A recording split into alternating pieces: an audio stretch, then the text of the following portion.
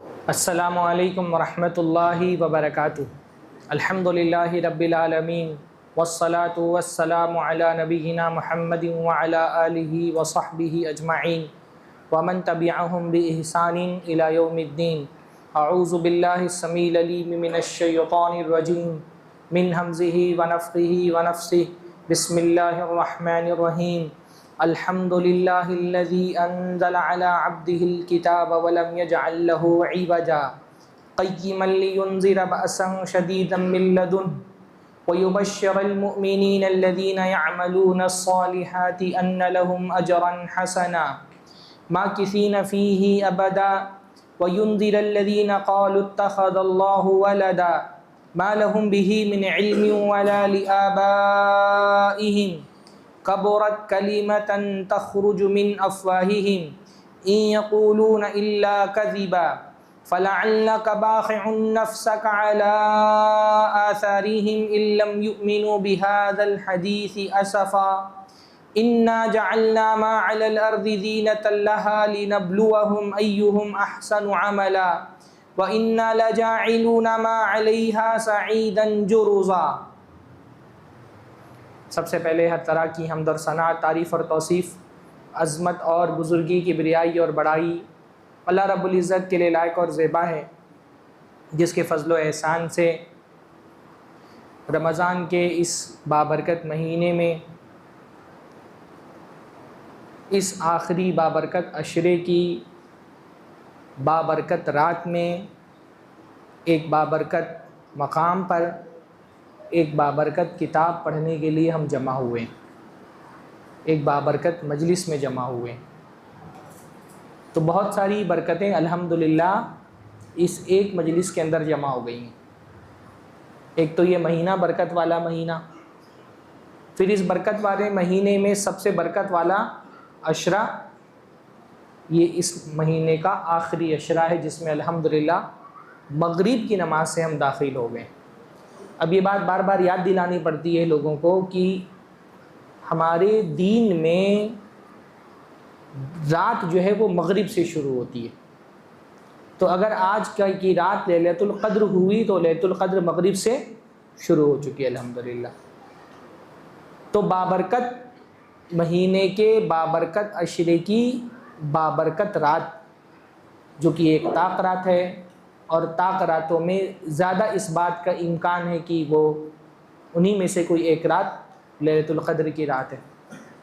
फिर ये मस्जिद जहाँ हम जमा हुए हैं, ये दुनिया की सबसे आला, सबसे अफजल और अल्लाह ताला की सबसे महबूब और बाबरकत जगह है। और फिर इस मस्जिद में हम जमा हुए हैं अल्लाह ताला का ये कलाम पढ़ने के लिए, जो बाबरकत कलाम है। और ये जो मजलिस है, क्योंकि ये कुरान की मजलिस है, तो ये मजलिस भी बरकतों वाली मजलिस है। तो बहुत सारी बरकतें अल्हम्दुलिल्लाह हमारी इस मजलिस में जमा हो गई हैं। अल्लाह ताला इसलिए हमारे यहाँ जमा होने को कबूल फ़रमाएँ। ये जो बरकतें जमा हो गई हैं, इन बरकतों से अल्लाह रब्बुल आलमीन हमारे सीनों को मुनव्वर कर दे। अल्लाह रब्बुल आलमीन इस मजलिस को हमारे लिए हम व गम, तकलीफ़, परेशानी और मुसीबतों के इज़ाले का बाइस बना दे, हमारी मग़फ़िरत का ज़रिया बना दे, हमारे ईमान में इज़ाफ़े का ज़रिया बनाए, हमारे ईमान में ज़्यादती का ज़रिया बनाए। अल्लाह ताला इस मजलिस की बरकत से हमारे जन्नत में दरजात बुलंद कर दे। इससे पहले कि कुरान मजीद की तफ़सीर का सिलसिला हम शुरू करें, अपनी नीयतों की इस्लाह कर लें और तख़सीस कर लें कि ये जो मजलिस है, ये एक इबादत की मजलिस है और एक सुन्नत की मजलिस है। इबादत की मजलिस इस हैसियत से है कि अल्लाह ताला को जो इबादतें बहुत ज़्यादा पसंद हैं, उसमें से एक अल्लाह की पसंदीदा इबादत यह है कि अल्लाह के बंदे अल्लाह के घर में जमा हो कर के अल्लाह का कलाम पढ़ें और पढ़ाएं, सुने और सुनाएं, समझें और समझाएं। अल्लाह ताला को ये इबादत बहुत महबूब है। इसलिए प्यारे नबी मोहम्मद रसूलुल्लाह सल्लल्लाहु अलैहि वसल्लम ने बताया, मजतमा कौमुन फ़ी बैतिन मिन बुयूतिल्लाह, जब भी कोई कौम अल्लाह के घरों में से किसी घर में जमा होती है, कुछ लोग, कुछ अफराद, अल्लाह के कुछ बंदे कहाँ जमा होते हैं? अल्लाह के घरों में से किसी घर में। ये फ़जीलत किसी हॉल में, सड़क पर मैदान में जमा होने पर नहीं मिलेगी। इस फजीलत के लिए शर्त क्या है कि आप अल्लाह के घर में आए। तो जब कुछ अल्लाह के बंदे अल्लाह के घर में जमा होते हैं, क्यों जमा होते हैं? यतलून किताब अल्लाहि व यतदारसूनहु बैनहुम, उनका मकसद होता है अल्लाह की किताब की तिलावत करना और एक दूसरे को अल्लाह की किताब का दर्स देना। तिलावत के मकसद से जमा होते हैं और दरसे कुरान में शमूलियत के मकसद से जमा होते हैं। इल्ला नज़लत अलैहिमुस सकीना, तो अल्लाह ताला की तरफ से उन पर सुकून नाजिल होता है, एक ख़ास तरह का इत्मीनान, एक ख़ास तरह की राहत जो अल्लाह ताला बेहतर जानता है। इसलिए हम समझते हैं कि आजकल लोग डिप्रेशन और एंजाइटी की शिकायत करते हैं। सबसे बेहतरीन इलाज डिप्रेशन और एंजाइटी और टेंशन का क्या है? कुरान की ये मजलिसें। अल्लाह इन मजलिसों पर अपनी तरफ से एक ख़ास तरह की राहत, एक ख़ास तरह का पीस ऑफ माइंड, एक ख़ास तरह का सुकून नाजिल करता है। वग़शियतहुमुर रहमा, और अल्लाह की रहमत उनको ढांप लेती है। और हम सब अल्लाह ताला की रहमतों के मोहताज हैं और इन रातों में तो हम तलाशी अल्लाह ताला की रहमत करें। वहफ़्फ़तहुमुल मलाइका, और फरिश्ते उनको घेर लेते हैं। वज़करहुमुल्लाहु फ़ीमन इंदा, और अल्लाह अपने ऐसे बंदों का ज़िक्र अपने मुक़र्रब फरिश्तों से करता है। कितनी खुशनसीबी की बात है कि अल्लाह ताला हमारा ज़िक्र अपने मुक़र्रब फरिश्तों से करें। बल्कि जो आखिर की दो बातें आई हैं, इसकी मज़ीद तशरीह दूसरी हदीस में भी आती है। अल्लाह के नबी सल्लल्लाहु अलैहि वसल्लम फरमाते हैं, अल्लाह ताला के कुछ ख़ास फरिश्ते गलियों में, सड़कों पर घूमते रहते हैं। क्यों? ज़िक्र की मजलिसें तलाश करने के लिए कि कौन सी मजलिस है जहाँ अल्लाह ताला का ज़िक्र हो रहा है। और जैसे ही उनको कोई ज़िक्र की मजलिस मिलती है, आवाज़ लगाते हैं हलुम्मु इला हाजतिकुम, सारे फरिश्तों को जमा कर लेते हैं कि आओ, जिस चीज़ की तुमको तलाश थी वो चीज़ मिल गई। ये वो मजलिस है जहाँ पर अल्लाह का ज़िक्र हो रहा है। ये ज़िक्र की मजलिस है ना, बल्कि भाई अल्लाह ताला का कलाम तो अल्लाह ताला का सबसे आला तरीन ज़िक्र है। सबसे अल्लाह ताला का आला ज़िक्र क्या है? अल्लाह की किताब। तो फरिश्ते आवाज़ लगाते हैं कि आओ जल्दी से, ये मजलिस जिसकी हम तलाश कर रहे थे वो हमको मिल गई है। और फरिश्ते भीड़ लगाना शुरू कर देते हैं और इस मजलिस को घेरना शुरू कर देते हैं, यहाँ तक कि उनका मजमा आसमान तक पहुँच जाता है। आसमान तक पहुँच जाते, इतनी ज़बरदस्त फरिश्तों की भीड़ लग जाती है। आसमान तक के वो मजमा पहुँच जाता है और अल्लाह रब्बुल आलमीन अपने फ़रिश्तों से पूछता है कि ये मेरे बंदे क्या कर रहे हैं। हालांकि अल्लाह को पता है, पर हदीस में क्या आता है?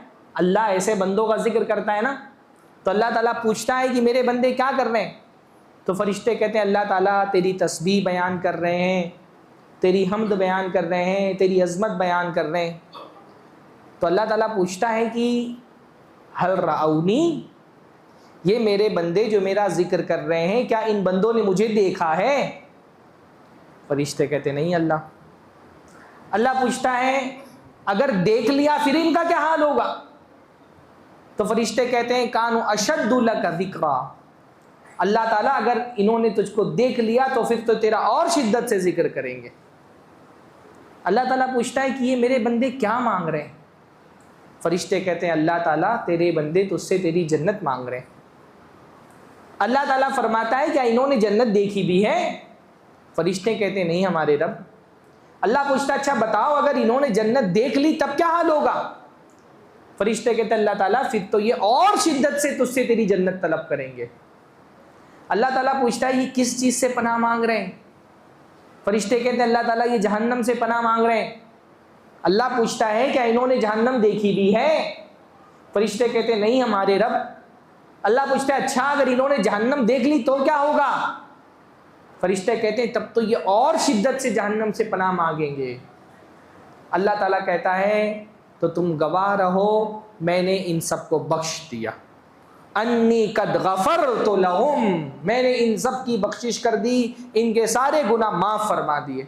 अल्लाह ताला हमारी मजलिस को भी वो बरकत वाली मजलिस बना ले जिस मजलिस को अल्लाह ताला फरिश्तों को गवाह बना करके कहता है कि मैंने इन सबको बख्श दिया।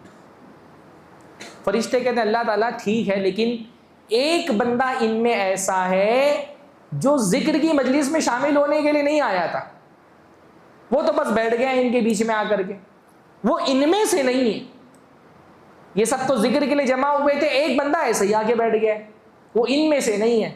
अल्लाह ताला ने फरमाया हुम कौमुन ला यश्का बिहिम जलीसुहुम, ये इतने प्यारे लोग हैं जो इनके साथ आकर के बैठे वो भी उन बरकतों से महरूम नहीं रह सकता जो बरकतें अल्लाह इस कौम को और इस जमात को अता फरमा रहे।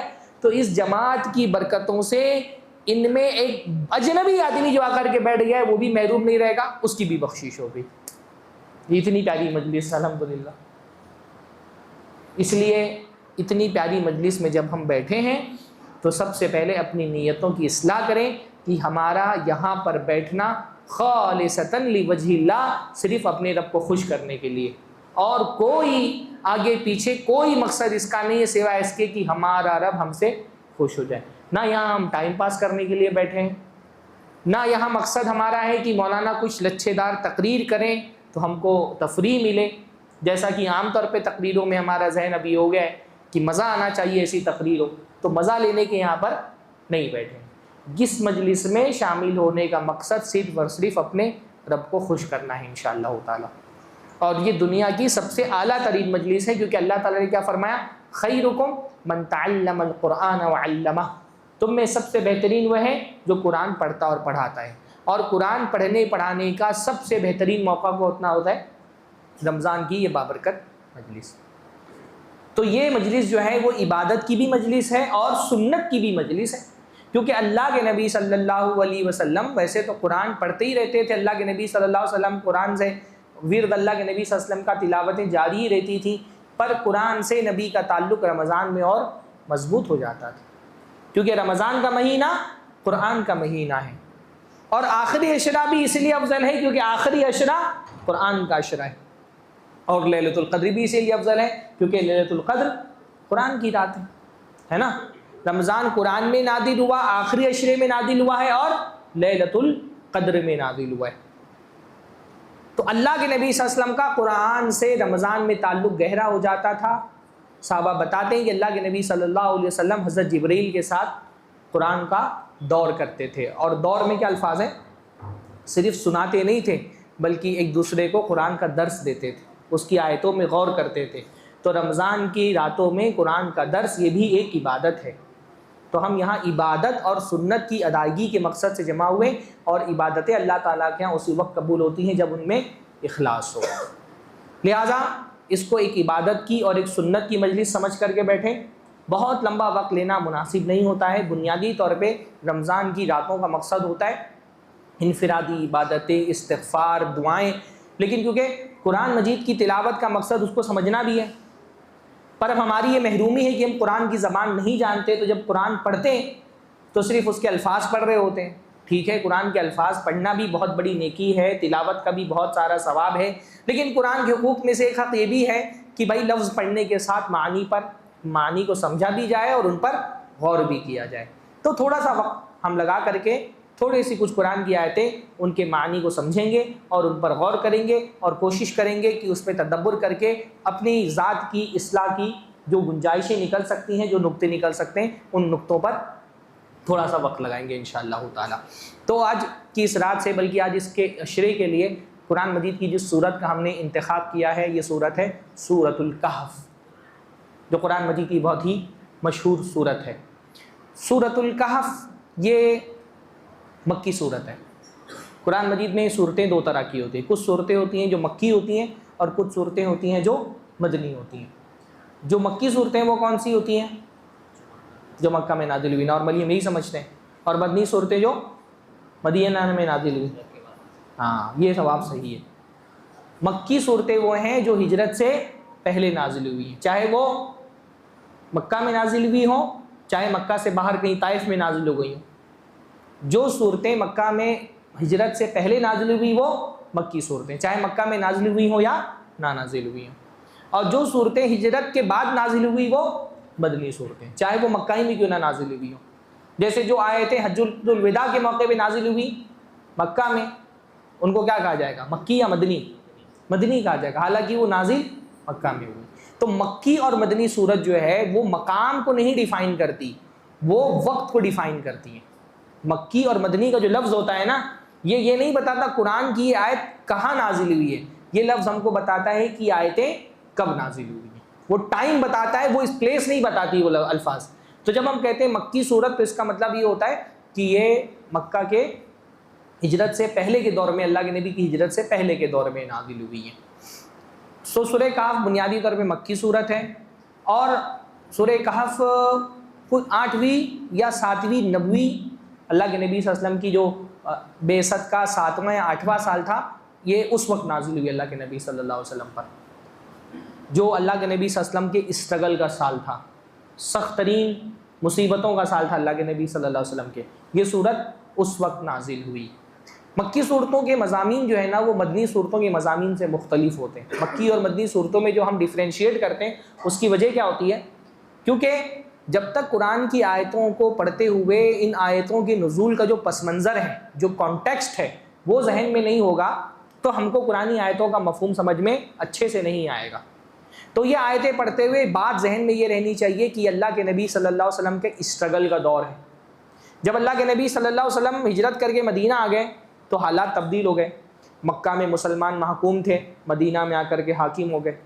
मक्का में मगलूब थे, मदीना में आकर के गालिब हो गए। मक्का में मुसलमान अक़लियत थे, मदीना में आकर के अक्सरियत आ गए, है ना।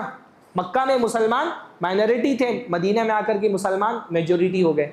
मक्का में मुसलमानों के पास कोई रियासत नहीं थी, मदीना में आने के बाद एक मदनी रियासत कायम हो गई। मक्का में मुसलमानों के पास कोई अदालत नहीं थी, मदीना आने के बाद एक अदालत आ गई। मक्का में मुसलमानों के पास कोई मस्जिद नहीं थी, मदीना में आने के बाद एक मस्जिद हो गई।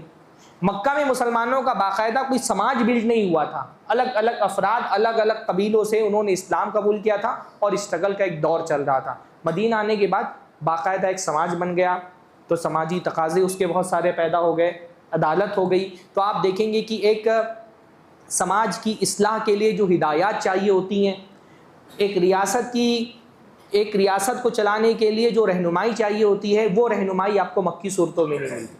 क्योंकि जब तक मक्का में थे अल्लाह के नबी सल्लल्लाहु अलैहि वसल्लम, स्ट्रगल चल रहा था, कोई रियासत नहीं थी, कोई समाज नहीं था, कोई अदालत नहीं थी, मुसलमानों की अपनी मस्जिदें नहीं थी, बहुत सारी इबादतें अभी मशरू ही नहीं हुई थी। तो इन इबादतों की तफसीलात भी आपको मदनी सूरतों में मिलती है, मक्की सूरतों में नहीं मिलती, है ना। भाई हज के मसाइल आपको मक्की सूरतों में मिलेंगे, ज़कात के मसाइल मक्की सूरतों में मिलेंगे, नमाज के बहुत सारे मसाइल मक्की सूरतों में मिलेंगे, बहुत सारे अखलाकी अहकाम आपको मदनी सूरतों में मिलेंगे, मक्की सूरत में बोल रहा हूँ, मदनी सूरतों में मिलेंगे, है ना। हज के मसाइल, ज़कात के मसाइल, जिहाद के मसाइल आपको मदनी सूरतों में मिलेंगे, क्योंकि जिहाद कहाँ पे फ़र्ज़ हुआ था, मदीना में जाकर के फ़र्ज़ हुआ था। रियासत के जो अहकाम होते हैं, फ़ौज के अहकाम, क़िताल के अहकाम, अदालत के जो अहकाम होते हैं, चोर की सज़ा, ज़ानी की सज़ा, तोहमत लगाने वाले की सज़ा, ये सब आपको कहाँ मिलेगी, मदनी सूरतों के अंदर मिलेगी। एक जीता जागता इस्लामी मुआशरा वो हमको मदनी सूरतों में दिखाई देता है। विरासत के अहकाम मदनी सूरतों में मिलेंगे, निकाह के अहकाम मदनी सूरतों में मिलेंगे, तलाक के खुला के अहकाम मदनी सूरतों के अंदर मिलेंगे। ये मदनी सूरतों के मज़ामीन हैं। जब मक्की सूरतों की तरफ आते हैं वहाँ स्ट्रगल चल रहे हैं, है ना। वहाँ छोटे छोटे मुसलमान अक़लियत में हैं, जुल्म सितम जारी है, तो मुसलमानों का हौसला बढ़ाया जा रहा है। मदीना में आने के बाद तो मुसलमान गालिब आ गए, इसलिए मुनाफिकीन का जिक्र भी आपको कहाँ मिलेगा, मदनी सूरतों में। मक्का में कोई मुनाफिक नहीं था। मुनाफिक क्यों पैदा हुए, क्योंकि मुसलमानों से फ़ायदा उठाना था, तो उनके गुरों में शामिल होना था झूठ बोल करके। ये सूरत हाल कहाँ पेश आई, मदीना में पेश आई। मक्का में कोई मुनाफिक नहीं था। वहाँ तो जो इस्लाम कबूल करता था वो भी डरता था कि मैं इस्लाम का इजहार कैसे करूँ, तो झूठा इजहार कोई क्यों करेगा। वहाँ तो इस्लाम के इजहार पर कोड़े लगाए जा रहे थे। तो ये जो मक्की मदनी सूरतों में तफरीक की जाती है, इसका मकसद क्या है कि वो पस मंज़र जहन में रहे आपके, कि ये कौन सा कॉन्टेक्स्ट है जिस कॉन्टेक्स्ट में ये आयतें नाजिल हो रही हैं। सूरतुल कहफ अभी मैं बताऊंगा इंशाअल्लाह ताला कि उस पूरे कॉन्टेक्स्ट में जो मदीना का, मक्का का जो स्ट्रगल का दौर था, जहाँ 2, 4, 8, 10, 15 हर इलाके कबीले में लोग मुसलमान हुए थे और उनको जुल्म सितम झेलना पड़ रहा था, मुसलसल मुशरिकीन की तरफ से इज़ा और तकलीफ़ पहुँचाई जा रही थी। ऐसी सूरत हाल में जब अस्हाबे कहफ का वाक़या सुनाया गया तो किस तरह का मोटिवेशन वो लोग महसूस कर रहे थे। इस पूरे स्ट्रगल को आप नहीं समझेंगे तो आपको समझ में नहीं आएगा कि उस सूरत हाल में अस्हाबे कहफ का वाक़या क्यों सुनाया जा रहा है। तो ये बात बहुत जहन में रखनी ज़रूरी है कि ये सूरत असलन मक्की सूरत है, बल्कि बाज़ मुफस्सिरीन ने लिखा है कि ये सूरत पूरी की पूरी अल्लाह के नबी सल्लल्लाहु अलैहि वसल्लम पर एक साथ नाजिल हुई। और ये भी मुफस्सिरीन का तकरीबन इजमा इस पर कि सूरतुल कहफ में कोई भी आयत मनसूख नहीं है। तकरीबन 6000 के करीब आयतें हैं, है ना। कितनी आयतें सूरतुल कहफ में? 6000 बोल रहा हूँ, 600 आयतें, 110 आयतें सूरह कहफ में, 110 आयतें। 110 आयतें अगर सूरह कहफ में है, मैं आयतें बोल रहा हूँ, तकरीबन 6000 हुरूफ हैं। 110 आयतें हैं और 6000 हुरूफ हैं। 6000 हुरूफ अगर आप पढ़ लें तो कम से कम सवाब आपको कितना मिलेगा? हाँ, सूरह कहफ पूरा पढ़ने में अगर आप बहुत ठहर ठहर के पढ़ेंगे तो ज़्यादा से ज़्यादा कितना लगेगा आपको? आधा घंटा लगेगा, अगर बहुत ठहर करके पढ़ रहे हैं। हाँ, हाफिज़ वगैरह 20 मिनट में भी पढ़ लेते हैं। 110 आयतें हैं और 6000 हुरूफ हैं, तो कितना सवाब मिलेगा? 60,000। 60,000 सवाब आप 10 मिनट में हासिल कर सकते हैं। और ये भी 60,000 क्या है? कम से कम है, ज़्यादा से ज़्यादा की कोई मतलब गिनती नहीं है। 60, इसलिए उलमा ने ये बात बार बार कही है ना, कम वक्त में ज़्यादा सवाब अगर हासिल करना है तो उसका सबसे बेहतरीन तरीक़ा क्या है? कुरान पढ़ो, तिलावत करो। कम वक्त में ज़्यादा सवाब का सबसे बेहतरीन तरीका क्या है? कुरान की तिलावत। तो आप सोचें कि आप सिर्फ 10 मिनट से 15-20 मिनट आप लगाएंगे और 60,000 नेकी आप कमा सकते हैं इंशाअल्लाह ताला।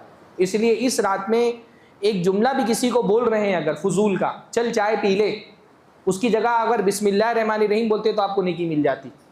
एक एक जुमला जो आप इसमें इस रात में अदा करें, उसको अदा करते वक्त ये सोचें कि इस जुमले के बजाय अगर मैंने कुरान की कोई आयत पढ़ी होती तो मेरे नाम अमाल में इतनी नेकियां लिख दी होती।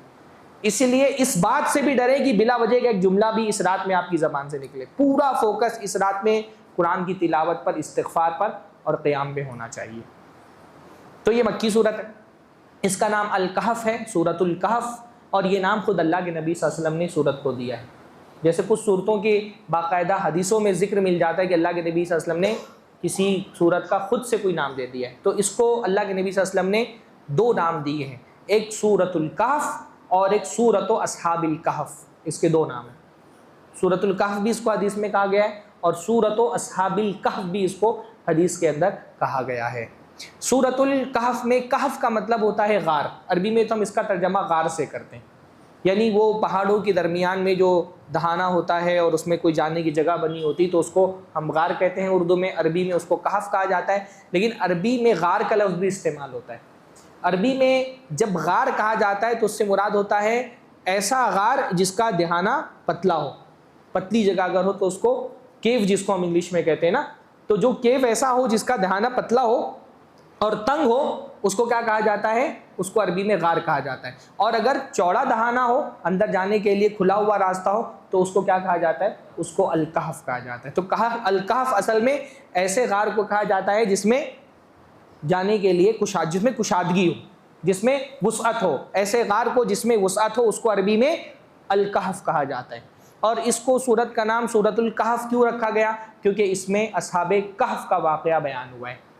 असहाबे कहफ चंद नौजवान थे जिन्होंने इस्लाम कबूल किया, ईमान लेकर के आए, खड़े होकर के अपनी कौम वालों को दावत दी, अपने बादशाह के सामने खड़े होकर के उसको तौहीद की दावत दी। उनकी कौम वाले मुशरिक थे, बुत परस्त थे, ज़्यादा इम्कान है कि सितारों की पूजा करते थे। कौम वालों ने उनके मुखालफत की, बादशाह ने उनको कत्ल करने की धमकी दी। अब वो अपने ईमान को बचाने के लिए उन्होंने गार में पनाह ली। गार में अल्लाह ताला ने उनको लंबी नींद दे दी, यहाँ तक कि 300 साल बाद उनकी आँख खुली। ये वाक़या है जो इस सूरत के अंदर मुजमलन मैंने आपको बयान कर दिया। तफसील इंशाअल्लाह ताला जब तफसीर करेंगे तब आएगी। तो क्योंकि असहाबे कहफ का ये वाक़या बयान हुआ है, इस वजह से इस सूरत को सूरतुल कहफ कहा जाता है। ये वाक़या अपने आप में बड़ी खुसूसियत का हामिल है। कुरान मजीद में आम तौर पे अजीम शख्सियतों के वाक़े जब बयान किए जाते हैं तो वो अजीम शख्सियतें आम तौर पे नबियों की होती है, लेकिन ये जो नौजवान थे ये नबियों में से नहीं थे, ये अल्लाह के वली थे, औलिया अल्लाह थे। तो इसलिए एक आम आदमी इस हैसियत से इनके साथ ज़्यादा कनेक्ट कर सकता है, इस हैसियत से कि जैसे हम आम से इंसान, ये भी क्या थे? आम से इंसान थे। ख़ास तौर पे ये नौजवान थे, इन्नहुम फित्यतुन, ये बिल्कुल नौजवान थे, 20, 22, 25 साल की उम्र होती है, जब इंसान को फितिया कहा जाता है इन नौजवानों को, तो ये नौजवान थे। तो खुसूसी तौर पे हमारे जो नौजवान हैं वो नौजवान इस वाक़े से ज़्यादा अपने आप को कनेक्ट कर सकते हैं। इस वाक़े में नौजवानों के लिए ज़्यादा बड़ा उसवा है। फिर इस हैसियत से भी ये वाक़या बहुत अहम है कि ये माइनॉरिटी थे अपने कौम में। इनकी कौम जो मेजॉरिटी थी वो क्या थी? मुशरिक थी। और ये कौन थे? ये माइनॉरिटी थे, थोड़ी सी तादाद में थे और इन्होंने इस्लाम कबूल किया। तो हम हिंदुस्तानी अपने मुल्क में एक माइनॉरिटी की हैसियत से रहते हैं। इस हैसियत से भी ये वाक़या हमारे लिए एक बहुत अपीलिंग वाक़या है, इसमें हमारे लिए बहुत कुछ सबक है। इसलिए मैंने कोशिश ये की है कि हमारी जो 10 रातों की तफसीर का सिलसिला है उसमें खुसूसी तौर पे सूरतुल कहफ का इंतखाब किया जाए। सूरतुल कहफ बुनियादी तौर पे वाक़यात वाली सूरत है। इसमें 5 वाक़यात बयान हुए। हाँ, 5 वाक़यात बयान हुए। असहाबे कहफ का वाक़या बयान हुआ है पहला। फिर उसके बाद उस आदमी का वाक़या बयान हुआ है जिसके पास 2 बागात थे और उन बागात की वजह से वो घमंड और तकब्बुर में मुब्तला हो गया। तीसरा वाक़या हज़रत आदम और इब्लीस का एक ही आयत के अंदर बयान हुआ है। चौथा वाक़या हज़रत मूसा और खज़िर का जो पूरे कुरान मजीद में सिर्फ इसी जगह पर बयान हुआ है ना। और उसके बाद 5वां वाक़या ज़ुल्क़रनैन का। इन 5 वाक़यात में 4 वाक़यात ऐसे हैं जो सिर्फ इसी सूरत में बयान हुए। असहाबे कहफ का वाक़या सिर्फ इसी सूरत में बयान हुआ है। 2 बाग वाले का वाक़या सिर्फ इसी सूरत में बयान हुआ है। मूसा और खज़िर का वाक़या सिर्फ इसी सूरत में बयान हुआ है। और ज़ुल्क़रनैन का वाक़या भी सिर्फ इसी सूरत में बयान हुआ है। तो इस और कुरान मजीद में बाज़ उलमा ने कहा है कि कुरान का 1/3 जो है वो किस्सों और वाक़यात पर मुश्तमिल है। तो वाक़यात कुरान मजीद में जो बयान होते हैं वो इसलिए बयान होते हैं ना क्योंकि हमको वाक़या पढ़ने में बहुत मज़ा आता है। तो क्योंकि कुरान मजीद कहानियों की किताब है तो हमको कहानियाँ सुनाई जाती हैं ताकि हम उससे तफरीह हासिल करें, इसलिए कुरान मजीद में वाक़या बयान होता है। वाक़यात के बयान का मकसद क्या होता है? कुरान मजीद हिदायत की किताब है, तो इसमें जो वाक़यात भी बयान हुए हैं उन वाक़यात से हमारा मकसद क्या होना चाहिए? हिदायत निकालना, इबरत हासिल करना। इन वाक़यात के बयान का मकसद ये नहीं है कि अल्लाह ताला कोई कुरान मजीद तारीख़ की किताब है और अल्लाह ताला हमको तारीख़ के वाक़यात बयान करके हमारी हिस्ट्री की नॉलेज में इजाफ़ा करना चाह रहे हैं, नहीं भाई। इसलिए आप देखेंगे कुरान मजीद में वाक़यात बयान करने का जो उसलूब है वो तारीख़ी तौर का नहीं है। तारीख़ की किताबें जब आप उठाते हैं तो आप क्या देखते हैं? तारीख़ की किताब में फ़लाँ सन में ये वाक़या पेश आया, इतने लोग तादाद में थे, फ़लाँ का ये नाम था, फ़लाँ का ये नाम था, फ़लाँ का ये नाम था, बादशाह का ये नाम था, शहर का ये नाम था। सारी तफसीलात और डिटेल होती है ना। कुरान मजीद का मकसद क्योंकि वाक़यात बयान करके रहनुमाई करना है और कुरान ये चाहता है कि इन वाक़यात से हम हिदायत अख़ज़ करें, तो कुरान मजीद उन तफसीलात में नहीं जाता जिनका मकसद जो मकसद के तहत तारीख़ लिखी जाती है। आप कुरानी वाक़यात पढ़ेंगे तो आपको कुरानी वाक़यात में ये एक कुरानी वाक़यात का इम्तियाज़ मिलेगा। कुरान मजीद गैर ज़रूरी बहस ही नहीं करता। आप बल्कि अगर आपने कभी ओल्ड टेस्टामेंट पढ़ी होगी, उसमें हज़रत यूसुफ़ अलैहिस्सलाम का वाक़या या दूसरे वाक़यात आपने पढ़े होंगे, तो आप देखेंगे कि उसमें बहुत उलझाव रहता है। हर कैरेक्टर का नाम बताया जा रहा है, हाँ, जगह का नाम बताया जा रहा है, इतनी डिटेल है कि आदमी को याद ही नहीं रह जाता है। कुरान मजीद जब आप पढ़ते हैं हज़रत यूसुफ़ अलैहिस्सलाम का वाक़या, नॉर्मली नाम ही नहीं आता किसी का। पूरे सूरह वाक़या में सूरह यूसुफ़ पूरा आप पढ़ जाएँ, आप उसमें देखेंगे कैरेक्टर्स के नाम नहीं है कोई भी, सिर्फ हज़रत यूसुफ़ का नाम है और हज़रत याकूब का नाम है। भाइयों में से किसी का नाम है, 12 भाई पर किसी का भी नाम जिक्र नहीं किया। मिस्र का जो बादशाह था उसका नाम नहीं। जिसके घर में हज़रत यूसुफ़ अलैहिस्सलाम की तरबियत हुई थी उसको अज़ीज़ मिस्र कह दिया गया। जो अज़ीज़ मिस्र की बीवी थी उसको अज़ीज़ मिस्र की बीवी कह दिया गया। हम लोग ज़ुलैखा बोलते हैं पर कुरान मजीद में ज़ुलैखा लफ्ज़ नहीं आया है। जो साथी थे उनका नाम नहीं आया। कुरान मजीद किसी भी वाक़े की उन तफसीलात में नहीं जाता जिन तफसीलात का हमारे अपने हिदायत से कोई ताल्लुक नहीं। कोई कुरान मजीद हिदायत की किताब, कुरान मजीद हिस्ट्री की किताब नहीं है। इसलिए कुरान मजीद हिस्ट्री की किताबों की तरह तादाद वगैरह पर भी फोकस नहीं करता है। अभी जब सूरह कहफ बयान होगी तो आप देखेंगे कि कुरान की कितनी तादाद है असहाबे कहफ की। अल्लाह के नबी से कहा जाता है इसके बारे में बहुत आप झगड़ा ना करें लोगों से। ये कोई मुनाजरे की बहस नहीं, 7 थे, 6 थे, 8 थे, इससे क्या फ़र्क पड़ने वाला है। असल चीज़ ये है कि इन नौजवानों के किरदार से, ईमान से, अक़ीदे से, इनकी इस्तिक़ामत से रहनुमाई लो, इबरत हासिल करो। असल चीज़ कुरान मजीद का फोकस जो एक बंदे का कुरान पढ़ते हुए होना चाहिए वो क्या होना चाहिए? हिदायत, कि इस वाक़े में मेरे लिए क्या रहनुमाई है। इसलिए कुरान मजीद के बयान में बहुत सादगी होती है और ये सादगी इंसान को फितरी तौर पे अट्रैक्ट करती है। आप अगर कोई दूसरी मजहबी किताब है, ओल्ड टेस्टमेंट उठा करके आप वाक़यात पढ़ें, आपका जहन उलझ जाएगा। वो फितरी सादगी और वो नूर अल्लाह के कलाम का वो आप महसूस नहीं कर पाएंगे।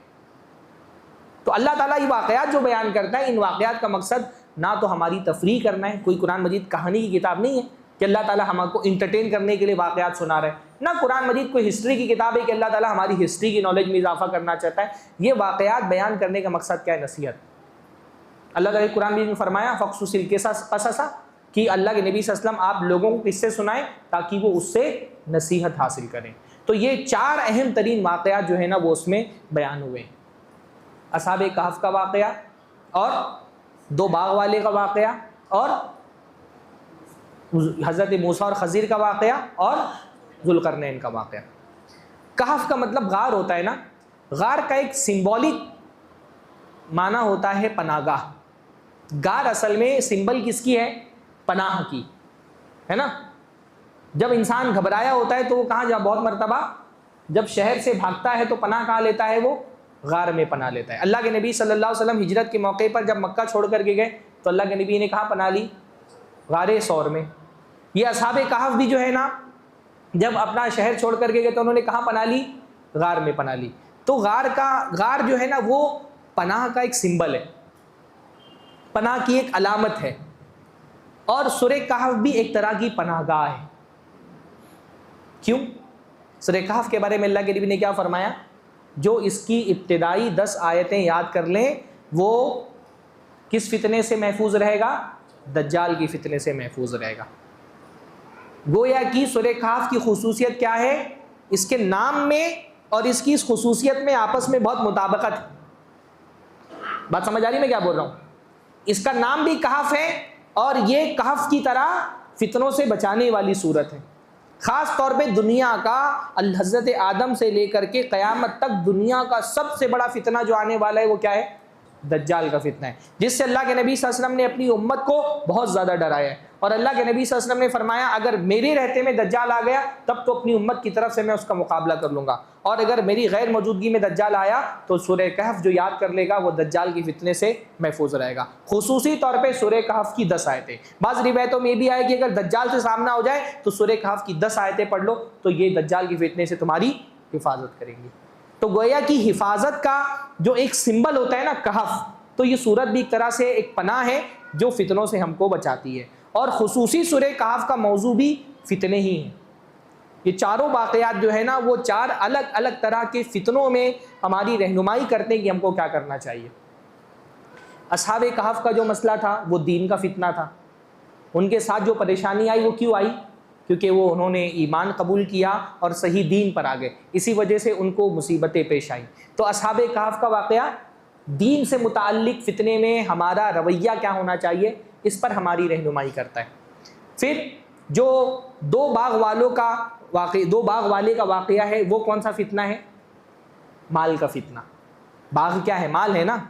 तो जो 2 बाग वालों का वाक़या है वो माल के फितने में एक मोमिन बंदे का रवैया और किरदार कैसा होना चाहिए इस पर हमारी रहनुमाई करता है। फिर हज़रत मूसा और खज़ीर का जो वाक़या है वो इल्म के फितने के बारे में हमारी रहनुमाई करता है ना। इल्म से मुताल्लिक है ना वो वाक़या।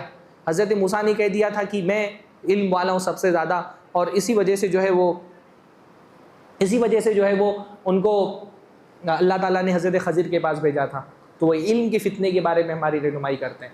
और ज़ुल्क़रनैन का वाक़या किस फितने के बारे में? हाँ, याजुज माजुज का फितना। तो ये असलन ज़ुल्क़रनैन का वाक़या हुकूमत का फितना। ज़ुल्क़रनैन क्या थे? हाँ, बादशाह थे। तो कभी कभी बादशाहत भी इंसान के लिए फितना बन जाती है ना। फितने का मतलब होता है आजमाइश। कुछ लोग आजमाइश में कामयाब हो जाते हैं, कुछ आजमाइश में नाकाम हो जाते हैं। जैसे सियादत, हुकूमत, क़यादत, ये क्या है? ये एक तरह का फितना है। फ़िरौन को मिली वो सियादत, क़यादत, हुकूमत, वो नाकाम हो गया। ज़ुल्क़रनैन को मिली वो कामयाब हो गए। तो दुनिया में 4 बड़े बड़े फितने हैं और इन चारों फितनों में एक ईमान वाले बंदे का रवैया और किरदार कैसा होना चाहिए ये सूरत हमको बताती है। दीन का फितना, माल का फितना, इल्म का फितना और हुकूमत, क़यादत, बादशाहत का फितना। 4 वाक़यात असल में 4 अलग अलग तरह के फितनों को रिप्रेजेंट करते हैं और हमको ये बताते हैं कि इन फितनों में हमारा रवैया, हमारे अखलाक, हमारा किरदार, दीन से हमारा ताल्लुक, दावत से हमारा ताल्लुक कैसा होना चाहिए। बल्कि एक और पहलू से देखें ना तो पहला जो वाक़या कुरान सूरह कहफ में बयान हुआ वो असहाबे कहफ का बयान हुआ और आखिरी जो वाक़या सूरह कहफ में बयान हुआ वो ज़ुल्करनैन का बयान हुआ। असहाबे कहफ का वाक़या हमको ये बताता है कि हालत इस्तिज़ाफ़ में, कमज़ोरी में, मग़लूबियत की हालत में जब हम कलील हों और दबे हुए हों, मग़लूब हों, उस वक्त हमारा रवैया कैसा होना चाहिए, हमारा ईमान कैसा होना चाहिए, दीन से हमारा ताल्लुक़ कैसा होना चाहिए, दावत के बारे में हमारा उस्लूब क्या होना चाहिए, अल्लाह रब्बुल आलमीन के साथ हमारा ताल्लुक़ कैसा होना चाहिए। पहला वाक़या मग़लूबियत की हालत में हमारी रहनुमाई करता है कि मग़लूबियत की हालत में हमारा दीन से ताल्लुक़ कैसा होना चाहिए और हमारा रवैया और किरदार क्या होना चाहिए। और आखिरी वाक़या ज़ुल्करनैन का है। ज़ुल्करनैन गालिब थे, बादशाह थे, हाकिम थे। तो वो वाक़या हमको बताता है कि जब हम गालिब हों, जब क़यादत सयादत हमारे हाथ में हो, बादशाहत और हुकूमत हमारे हाथ में हो, उस वक्त हमारा रवैया और किरदार और हमारा तरीक़ा क्या होना चाहिए। तो ये सूरत हमको मग़लूबियत से ग़लबे तक लेकर के जाती है। मग़लूबियत में भी हमारी रहनुमाई करती है कि जब हम मग़लूब हों, कमज़ोर हों, तब हमारा रवैया कैसा होना चाहिए, और जब हमारे पास गलबा हो, ताकत हो, क़यादत हो, सयादत हो, बादशाहत हो, हुकूमत हो, तब हमारा रवैया कैसा होना चाहिए। सूरत दोनों सूरतों में हमारी रहनुमाई करती है। तो इस सूरत की एक फ़जीलत तो ये है कि ये दज्जाल की फितने से हिफाजत करती है।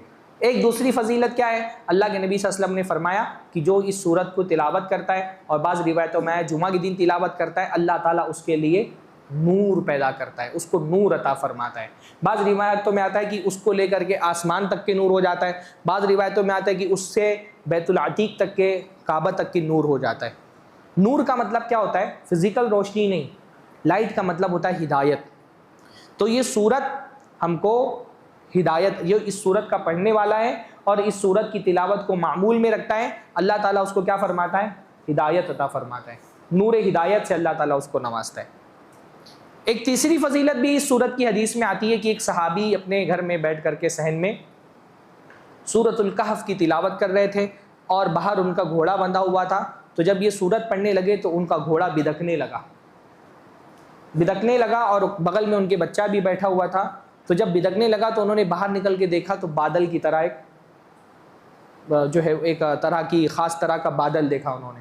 तो अल्लाह के नबी सल्लल्लाहु अलैहि वसल्लम को जब जा करके बताया तो अल्लाह के नबी ने फरमाया कुरान को पढ़ा करो, ये वो सकीनत थी जो कुरान के पढ़ने पर अल्लाह ताला नाजिल फरमाता है।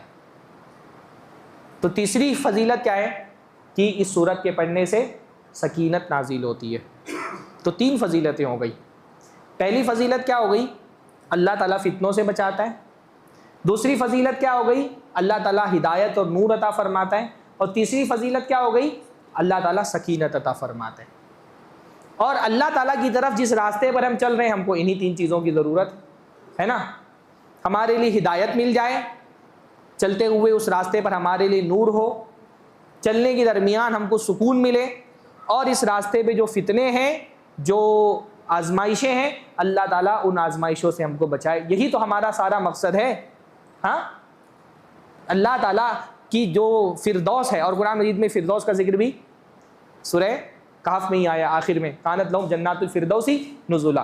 तो फिरदौस तक पहुँचने के लिए ये 3 हमारा ज़्यादा राह है, हमारा तोशे आखिरत है, हिदायत, सकीनत और फितनों से हिफाजत। और ये सूरत जो है वो हिदायत भी देती है हमको और सकीनत भी अता फरमाती है और फितनों से हमारी हिफाजत भी करती है।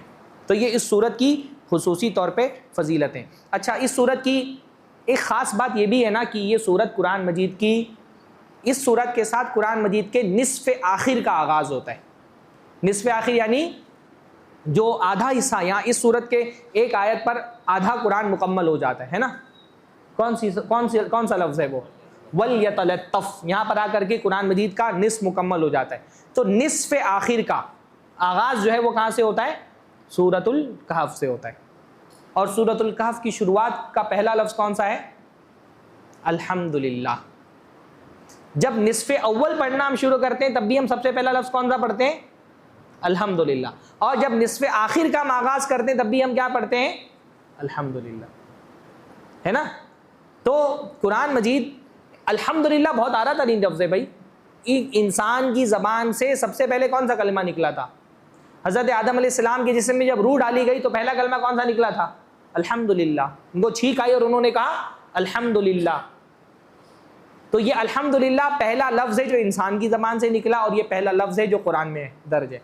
तो जब हम निस्फ़े अव्वल पढ़ना शुरू करते यानी फर्स्ट हाफ जब पढ़ते तब भी हम अल्हम्दुलिल्लाह पढ़ते हैं, और सूरह कहफ से सेकंड हाफ का आगाज़ होता है और उस वक्त भी हम क्या पढ़ते हैं? अल्हम्दुलिल्लाह से उसका आगाज़ करते हैं। और फिर ये सूरतुल कहफ का बड़ा गहरा ताल्लुक इससे पहले वाली सूरत से है, सूरह बनी इसराइल, है ना। सूरह बनी इसराइल जब हम पढ़ना शुरू करते हैं तो सूरह बनी इसराइल का पहला लफ्ज़ क्या है? सुब्हानल्लज़ी अस्रा बिअब्दिही लैलम मिनल मस्जिदिल हराम इलल मस्जिदिल अक़सा। सुब्हानल्लज़ी, अल्लाह ताला की ज़ात पाक है जो उसने अपने बंदे को इसरा कराई। इसरा क्या था? मेराज का पहला पड़ाव था, है ना। इसरा कहते हैं अल्लाह के नबी सल्लल्लाहु अलैहि वसल्लम का मक्का से शाम की तरफ जाना, फिर मक्का से शाम जाने के बाद शाम से जो ऊपर गए उसको क्या कहा जाता है? मेराज कहा जाता है। तो इसरा गोया कि मेराज का जो सफ़र अल्लाह के नबी का था उसका आगाज़ इसरा से हुआ था। तो सूरह बनी इसराइल की शुरुआत हो रही है सुभान अल्लाह से, और सूरह कहफ की शुरुआत हो रही है अल्हम्दुलिल्लाह से। और तस्बीह और हमद आपस में एक दूसरे का जोड़ा है ना। फसब्बिह बिहम्दि रब्बिक, अल्लाह ताला की तस्बीह और हमद बयान करें। तस्बीह कहते हैं अल्लाह की ज़ात से उयूब की नफ़ी करने को, और हमद कहते हैं अल्लाह ताला की तरफ कमाल के इंतिसाब को। नहीं बात समझ आई? तस्बीह का मतलब क्या होता है? अल्लाह की ज़ात हर ऐब से पाक है। और तहमीद का मतलब क्या होता है? हर तरह का कमाल और खूबी उसका हकीकी मुस्तहिक कौन है? अल्लाह है। तो तस्बीह और हमद आपस में एक दूसरे से बहुत अच्छे से जुड़े हुए हैं। तस्बीह और हमद एक दूसरे के माना को मुकम्मल करते हैं। उलमा इसलिए कहते हैं अत्तखलिया क़ब्ल तहलिया, अत्तखलिया क़ब्ल तहलिया। भाई आपको एक घर सजाना होता है तो सबसे पहले आप क्या करते हैं? उसको साफ़ करते हैं ना, सफाई गंदगी से उसको पूरा साफ़ करते हैं, फिर जा कर के उसको सजाते हैं। तो हम अल्लाह की ज़ात से पहले उन सारे उयूब की नफ़ी करते हैं सुभान अल्लाह बोल करके, जिन उयूब को अल्लाह की तरफ कुछ लोगों ने मंसूब कर दिया है। जब हम कहते हैं सुभान अल्लाह, अल्लाह ताला की ज़ात हर ऐब से पाक है, इसका मतलब ये होता है कि अल्लाह रब्बुल आलमीन सोता नहीं, उसको नींद नहीं आती, ऊँग नहीं आती, उसकी कोई औलाद नहीं, उसका कोई हमसर नहीं, कोई शरीक नहीं, कोई उसके बराबर नहीं, है ना। पहले अल्लाह ताला की ज़ात से उन सारे उयूब की नफ़ी करते हैं और इनकार करते हैं उन सारी बुरी बातों का जिसकी निस्बत अल्लाह ताला की तरफ कर दी गई है। और हमद में हम क्या करते हैं? फिर जितने भी कमालात हैं उनका इस्बात हम अल्लाह ताला की तरफ करते हैं, है ना। इसलिए तस्बीह बगैर हमद के मुकम्मल नहीं होती। उलमा ने कहा है महज नफ़ी करना अल्लाह ताला की इस ऐब का ये काफ़ी नहीं है। उस ऐब की नफ़ी करने के साथ जिस ऐब की आपने नफ़ी की है उसकी ज़िद का कमाल दर्जे में इस्बात करना भी ज़रूरी है। जैसे आपने कहा कि अल्लाह ताला को मौत नहीं आती, सिर्फ इतना अल्लाह की तारीफ़ के लिए काफ़ी नहीं है।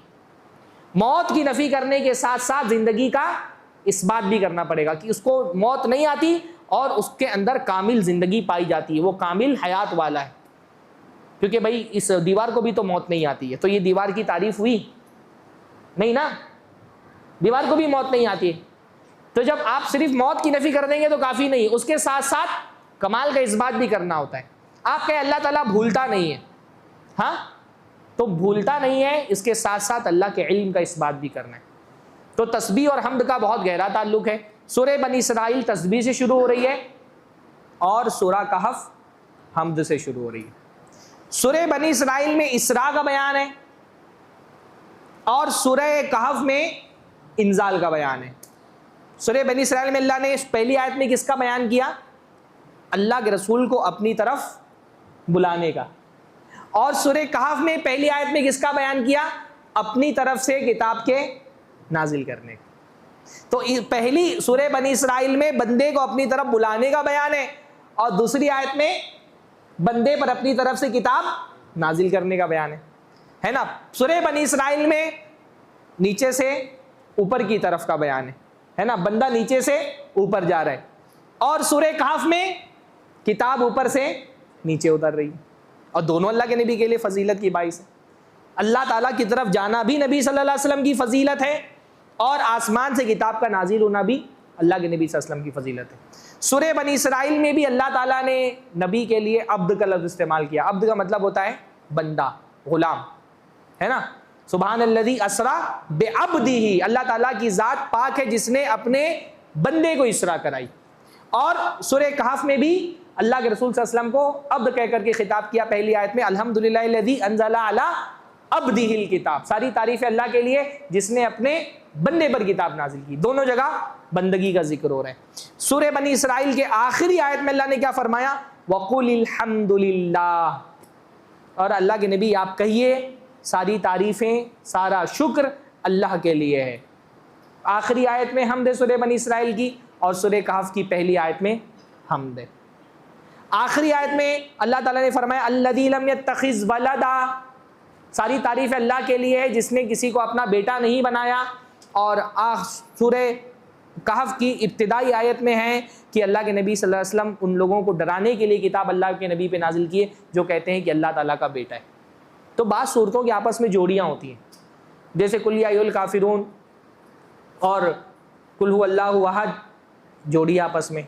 कुल औज़ु बिरब्बिल फलक, कुल औज़ु बिरब्बिन नास, आपस में इन दोनों की जोड़ी है। सूरह आल इमरान, सूरह बकरा आपस में मजमून के एतबार से एक दूसरे से जुड़े हुए हैं। तो ऐसे ही सूरह कहफ भी सूरह बनी इसराइल से बहुत जुड़ी हुई है, इसलिए सूरह बनी इसराइल के बाद मुसहफ़ में सूरह कहफ रखा गया। कुरान मजीद में सूरतों की तरतीब किसने दी है, इसके बारे में फ़ुक़हा का इख्तिलाफ़ है। बाज़ लोगों ने कहा है कि ये तरतीब अल्लाह के नबी सल्लल्लाहु अलैहि वसल्लम ने दी है, और बाज़ उलमा की राय यह है कि तरतीब अल्लाह के नबी सल्लल्लाहु अलैहि वसल्लम की नहीं है, सहाबा ने अपने इज्तिहाद से दी थी। यानी आयतों की तरतीब तो अल्लाह के नबी ने दी है, ये तो सब कन्फर्म है कि कुरान में कौन सी आयत किस सूरत में किस जगह पर होगी, ये तो नबी सल्लल्लाहु अलैहि वसल्लम अपने सहाबा को बता देते थे। लेकिन इन आयतों को, इन सूरतों को किस तरतीब से मुसहफ़ में रखा जाएगा, ये सही बात यही, ये ज़्यादा राजी यही लगता है कि ये तरतीब सहाबा किराम ने अपने इज्तिहाद से दी है। तो क्योंकि सहाबा कुरान के समझने वाले थे, तो उन्होंने ये समझा कि बनी इसराइल और सूरतुल कहफ इनका आपस में एक दूसरे से बहुत गहरा ताल्लुक़ है, लिहाजा इन दोनों सूरतों को आपस में एक दूसरे के साथ रखा गया है। सूरत की शुरुआत करते हैं हम, अल्हम्दुलिल्लाहिल्लज़ी अंज़ला अला अब्दिहिल किताबा वलम यज, औज़ु बिल्लाहि मिनश शैतानिर रजीम, बिस्मिल्लाहिर रहमानिर रहीम। कुरान मजीद के पढ़ने का अदब यह है कि उसकी शुरुआत में शैतान के फितने से अल्लाह रब्बुल आलमीन की पनाह मांग ली जाए। अल्लाह ने फरमाया इज़ा क़राअतल कुरान फ़स्तईज़ बिल्लाहि मिनश शैतानिर रजीम, जब आप कुरान पढ़ें तो शैतान के फितने से अल्लाह ताला की पनाह मांग लें, क्योंकि कुरान अल्लाह की सबसे बड़ी नेमत है, हिदायत का सबसे बड़ा ज़रिया है। सिरात मुस्तकीम पर चलने के लिए सबसे बड़ी ज़रूरत कुरान पढ़ना है, और शैतान इसलिए डरता है इस बात से कि अल्लाह का बंदा कुरान से ना जुड़ जाए। इसलिए जब आप कुरान पढ़ना शुरू करते हैं शैतान आपको बहकाने की कोशिश करता है। तो इसलिए कुरान पढ़ने से पहले ही शैतान के फितनों से अल्लाह ताला की पनाह मांग लेनी चाहिए। औज़ु बिल्लाहि मिनश शैतानिर रजीम, बिस्मिल्लाहिर रहमानिर रहीम, अल्हम्दुलिल्लाहिल्लज़ी अंज़ला अला अब्दिहिल किताब, सारी तारीफ़ें अल्लाह के लिए हैं जिसने अपने बंदे पर किताब नाजिल की। अल्हम्दुलिल्लाहिल्लज़ी अंज़ला अला अब्दिहिल किताब, सारी तारीफ़ें अल्लाह के लिए। अल्हम्दुलिल्लाह बहुत बड़ा जुमला है, इसलिए आप देख रहे हैं कुरान मजीद की शुरुआत अल्हम्दुलिल्लाह से होती है। निस्फ़ अव्वल की शुरुआत भी अल्हम्दुलिल्लाह से, और निस्फ़ आखिर की शुरुआत भी अल्हम्दुलिल्लाह से हो रही है। हम इस जुमले को बहुत छोटा समझते हैं। अल्लाह के नबी ने फरमाया वल्हम्दुलिल्लाहि तमलउल मीज़ान, अल्हम्दुलिल्लाह बंदे की नेकियों के पर्रे को भर देता है।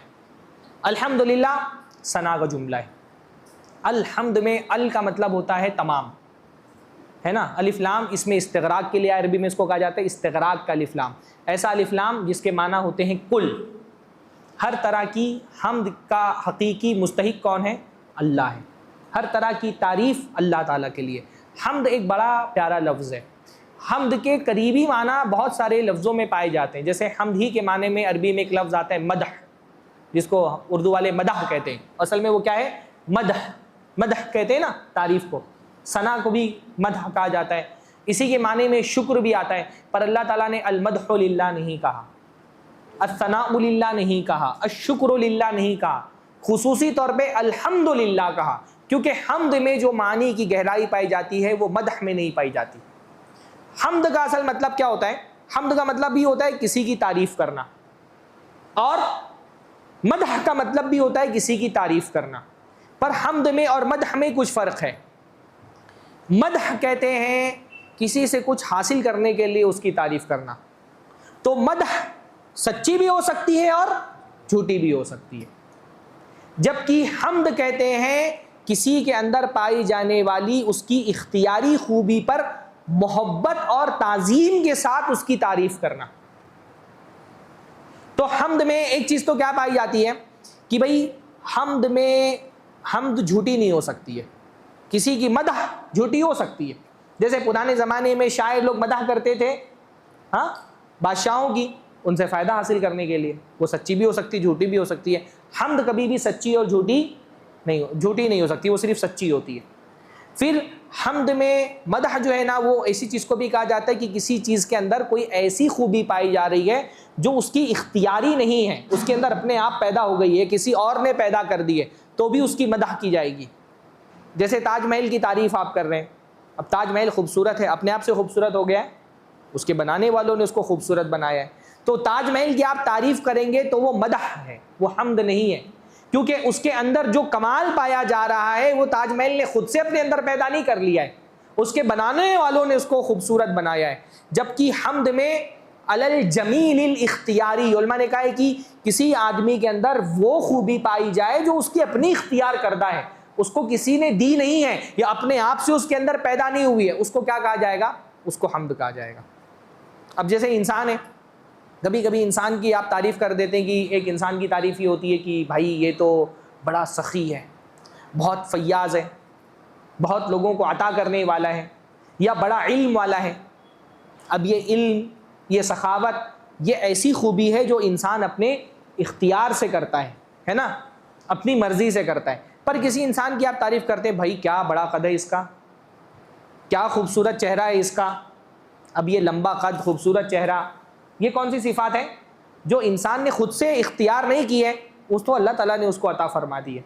तो जब किसी की खूबसूरती की तारीफ़ करें तो वो हम्द नहीं होगी, वो क्या होगी? वो मदह होगी, क्योंकि वो ऐसी चीज़ है, ऐसी कमाल है, ऐसी खूबी है जो इंसान ने खुद से पैदा नहीं की, अल्लाह ताला ने उसको दी है। किसी के कदो कामत की तारीफ़ करें तो वो उसकी मदह है, वो हम्द नहीं है उसकी। लेकिन किसी के इल्म की अगर तारीफ़ करें तो ये हम्द है उसकी। किसी की सखावत की, फयाजी की और अल्लाह ताला के बंदों पर उसकी अता की तारीफ़ करें तो ये क्या है? ये हम्द है। और हम्द में सबसे अहम तरीन चीज़ क्या पाई जाती है? हम्द के अंदर मोहब्बत होती है। जब आप किसी की तारीफ़ कर रहे होते हैं ना, और तारीफ़ में अगर मोहब्बत नहीं है, ताज़ीम का जज्बा नहीं है, उसके लिए हैबत नहीं है, यानी एक तारीफ़ के साथ अगर इमोशंस आपके शामिल नहीं है तो वो हम्द नहीं है। हम्द वो है इमाम इब्नुल क़य्यिम ने लिखा है माल महब्बती व ताज़ीम, जब आप किसी की तारीफ़ मोहब्बत से करें तो उसको हम्द कहा जाएगा। हाँ, वरना वो सना है, नॉर्मल तारीफ़ है। हम्द क्या होती है? जिसके अंदर मोहब्बत होती है, ताज़ीम झलक रही होती है। तो हम्द का लफ्ज़ बड़ा गहरा लफ्ज़ है, उस पर एक पूरा दर्स हो सकता है अल्हम्दुलिल्लाह पर, ये इतना प्यारा लफ्ज़ है। अच्छा, हम्द और शुक्र में क्या फ़र्क है? हम्द जो है वो शुक्र के माना में भी आता है। हम्द कहते हैं किसी की तारीफ़ करना, चाहे उसने आपको कोई नेमत दी हो या कोई नेमत ना दी हो, उन खूबियों पर भी तारीफ़ करना जिन खूबियों का आपको फ़ायदा पहुँच रहा है, और उन खूबियों पर भी तारीफ़ करना जिन खूबी का आपको कोई फ़ायदा नहीं पहुँच रहा। तो अगर कोई हमसे, हमारे साथ कोई एहसान करता है और उस एहसान की वजह से हम उसकी तारीफ़ करते हैं, इसको क्या कहा जाता है? इसको शुक्र कहा जाता है। लेकिन हम किसी इंसान की तारीफ़ ऐसी कर रहे हैं उस खूबी की वजह से जिस खूबी का हमको कोई फ़ायदा नहीं पहुंचा है, तो उसको शुक्र नहीं कहा जाएगा। जैसे दुनिया में ना लोग विराट कोहली की तारीफ़ करते हैं कि वो बैटिंग अच्छी करता है, तो ये शुक्र है, उसका कोई फ़ायदा हमको होता है? हाँ, या रोनाल्डो जो है वो अच्छा फुटबॉल खेलता है तो उसका हमको कोई फ़ायदा हुआ? तो इसको शुक्र नहीं कहेंगे ना। शुक्र क्या है कि आपने मुझे कुछ दिया, मैं उस पर आपकी तारीफ़ कर रहा हूँ। हम्द में शुक्र के माना भी पाए जाते हैं और मदह के माने भी, यानी हम सना के माने भी पाए जाते हैं कि अल्लाह की तारीफ़ उन नेमतों के लिए भी है जो उसने हम पर की हैं। इसलिए अल्हम्दुलिल्लाह ये कलमे शुक्र है ना, अल्हम्दुलिल्लाह ये कलमे शुक्र है। आपको जब अल्लाह ताला का शुक्रिया अदा करना होता है तो आप कौन सा जुमला इस्तेमाल करते हैं? अल्हम्दुलिल्लाह, कि अल्लाह की तारीफ़ उन नेमतों के लिए भी है जो नेमतें उसने मुझको अता फरमाई हैं। और अल्लाह ताला की तारीफ़ उन खूबियों के लिए भी जो अल्लाह ताला की अपनी ज़ाती हैं, जिनका अल्लाह ताला के बंदों से डायरेक्ट ताल्लुक़ नहीं। जब आप अक़ीदे की किताबें पढ़ते हैं तो आपको पता चलता है अल्लाह ताला की सिफ़ात दो तरह की हैं। कुछ सिफ़ात वो हैं जो मुतअद्दी हैं, जिनका ताल्लुक़ अल्लाह के बंदों से है, और कुछ सिफ़ात वो हैं जो गैर मुतअद्दी हैं, जिनका ताल्लुक़ खुद अल्लाह की ज़ात से है कि अल्लाह ताला खूबसूरत है। ये अल्लाह ताला की एक गैर मुतअद्दी सिफ़त है। और अल्लाह ताला रज़्ज़ाक़ है, ये अल्लाह ताला की मुतअद्दी सिफ़त है, यानी अल्लाह के रज़्ज़ाक़ होने का फ़ायदा उसके बंदों को पहुँचता है। तो जब हम अल्हम्दुलिल्लाह कहते हैं तो इसका मतलब क्या होता है? अल्लाह ताला तूने जो नेमतें मुझको दी उसके लिए भी तू काबिल तारीफ़ है, और अल्लाह ताला तेरे अंदर जो कमालात और खूबियाँ पाई जाती हैं उसके लिए भी तू काबिल तारीफ़ है। और नेमतें तो अल्लाह ताला ने इतनी दी है, वमा बिकुम मिन निअमतिन फमिनल्लाह, तुमको जो भी नेमत मिली है अल्लाह ताला के देने से मिली है। तो ये अल्हम्दुलिल्लाह बहुत प्यारा जुमला है। इसीलिए अल्लाह के नबी सल्लल्लाहु अलैहि वसल्लम मुस्तकिल अपनी ज़बान से अल्लाह ताला की हम्द करते रहते थे। खाना खा रहे हैं अल्हम्दुलिल्लाह, हाँ, मुख्तलिफ़ मौक़ों पर अल्लाह के नबी सल्लल्लाहु अलैहि वसल्लम अल्लाह ताला की तारीफ़ कर रहे हैं। कुरान मजीद में 5 सूरतें हैं जो हम्द से शुरू होती हैं, सूरह फातिहा और सूरतुल कहफ़। बाकी 3 सूरतें आप लोग बताएंगे, होमवर्क है आप लोगों का। जो वीडियो देख रहे हैं वो लोग कमेंट में बताएंगे, और जो लोग सुन रहे हैं वो मुझको पर्सनल पे बता दें, ख़वातीन चिट्ठी लिख करके भेज दें। कुरान, ये आपका होमवर्क है कि कुरान मजीद में 5 सूरतें जो है वो किससे शुरू हुई हैं? अल्लाह ताला की हम्द से शुरू, अल्हम्दुलिल्लाह से शुरू हुई है। सूरह फातिहा तो है और सूरह कहफ़, 2 सूरतें तो हमने देख ही ली हैं। 3 सूरतें और हैं जो हम से शुरू हुई हैं, वो इंशाअल्लाह ताला कल आप लोग बताएंगे। अल्हम्दुलिल्लाहिल्लज़ी अनज़ला अला अब्दिहिल किताब। अब ये एक जुमले का अभी तफसीर हुई है, आज तो मैंने थोड़ा सा डिटेल में ले लिया है, लेकिन हमको सूरह कहफ़ इंशाअल्लाह 10 दिनों में ख़त्म करनी है। तो कल से इंशाअल्लाह ताला थोड़ा सा फास्ट चलेंगे और कोशिश करेंगे कि जो हमारी आखिरी रात होगी रमज़ान की, उसमें हम आखिरी सूरत तक के पहुँच जाएँ। आज क्योंकि तमहीदी कलिमात और कुछ आप लोगों को मोटिवेट करना था दर्स में शामिल होने के लिए, इसलिए मैंने थोड़ा सा तफसील से बातें की हैं। अल्लाह ताला हम सबको कुरान पढ़ने वाला, समझने वाला बनाए। तफसीर की जो मजलिसें शुरू हुई हैं, अल्लाह ताला इस्तिकामत के साथ इसको जारी रखने की, और जो कुछ भी इस तफसीर की मजलिस में हम सीखेंगे उसको इंशाअल्लाह ताला अल्लाह ताला हमको समझने की और उसको अमल में ढालने की अल्लाह ताला तौफीक नसीब फरमाए। अक़ूलु क़ौली हाज़ा वअस्तग़फ़िरुल्लाह ली व लकुम लिसाइरिल मुस्लिमीन वस्तग़फ़िरूहु इन्नहु गफ़ूरुर रहीम व आख़िरु दावाना अनिल हम्दुलिल्लाहि रब्बिल आलमीन।